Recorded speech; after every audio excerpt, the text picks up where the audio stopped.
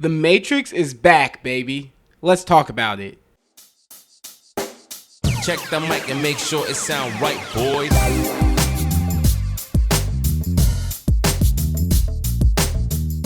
Neo, Trinity, Morpheus, kinda.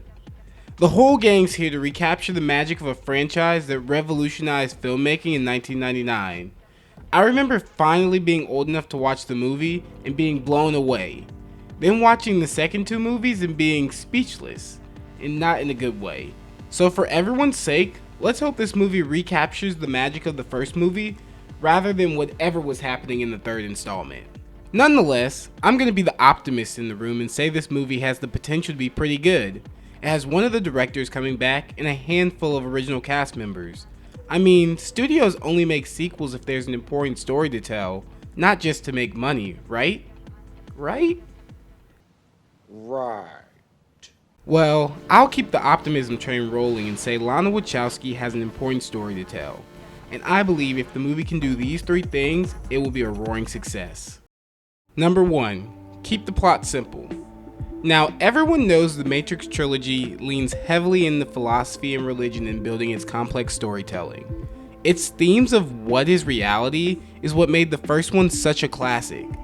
Leaning too far down the philosophy rabbit hole is also what made the following two movies convoluted, complicated, and just downright confusing to many viewers.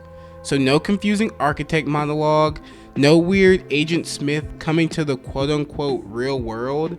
Establish the rules of the world, pick one philosophical theme to explore, and let's go. Obviously this movie will have callbacks to the original trilogy, but hopefully it can build on lore in a clever way rather than getting bogged down in narratives people struggle to understand at the end of the trilogy. Still, if this movie can stay simple, I really think it can recapture the magic of this world. Number 2. Lots of hand-to-hand combat. Neo vs. Agent Smith. Neo vs. 100 Agent Smiths. Trinity and Morpheus vs. the Merovingian's henchmen. This franchise is built on martial arts and epic fight scenes, and this movie better have tons of it. Specifically the martial arts aspects. This franchise built itself around hand-to-hand combat with classic wire fu effects. This stylized effect really helped to create some of the franchise's most memorable scenes. Big explosions are great, but I hope this movie doesn't fall in love with 2021 technology and lean into CGI combat.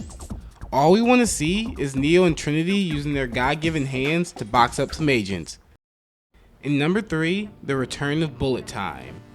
Okay, so I know I just said not to fall in love with CGI graphics and whatnot, but if there is one thing where 2021 technology will come in handy, is updating bullet time.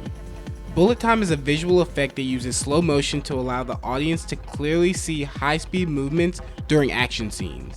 If you don't know what I'm talking about, I know you've seen this or a recreated version of this effect somewhere. This effect became popular when it was used numerous times throughout the first Matrix movie and has become directly tied to the franchise ever since. So that means bullet time needs to be in this movie. This is probably a shoo-in to be in the film if we're being honest, but I'm just saying my piece. Bullet time was in the other 3 movies and it's not a Matrix film without it. And with modern technology, hopefully it can look a little bit cooler while keeping the original stylized feel.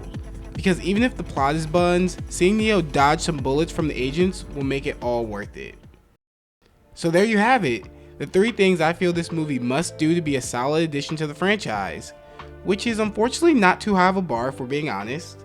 But let me know in the comments if you agree or disagree with this list, and what are you most looking forward to when this movie drops in a couple of weeks. See you then!